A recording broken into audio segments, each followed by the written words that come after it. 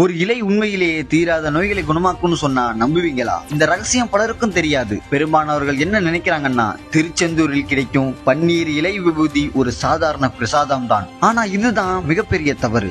உண்மையில் இந்த பன்னீர் இலை சாதாரணமான இலை அல்ல. புராணங்களின்படி சூர சம்காரத்திற்கு பிறகு வேதங்களே பன்னீர் மரங்களாக மாறின. அதனால் தான் இந்த இலைக்கு வேத மந்திர சக்தி இருக்கு. இந்த விபூதி நேரடியாக முருகனின் பாதத்தில் வைத்து பூஜை செய்யப்படுகிறது. அதுவும் தினமும் காலை விஸ்வரூப தருணத்தில். அதனால் தான் இதன் சக்தி வேற லெவல். ஆதிசங்கர் கூட இந்த இலை விபூதியால் குணமடைந்தார் என்று கூறப்படுகிறது. வலிப்பு, குஷ்டம், மனநோய் இதையெல்லாம் சரி செய்யும் சக்தி இருக்குன்னு பழமையான நூல்கள் சொல்கிறது. இந்த இலை முருகனின் வேல் மாதிரி வடிவம். 12 நரம்புகள், முருகனின் 12 கைகளின் அடையாளம். ஒரு காலத்தில் வேலை செய்த தொழிலாளர்களுக்கு சம்பளம் கூட இந்த இலை விபூதியாக கொடுக்கப்பட்டது. அதை திறந்த போது உள்ளே பணம் இருந்தது. இது கதையா அல்லது அதிசயமா?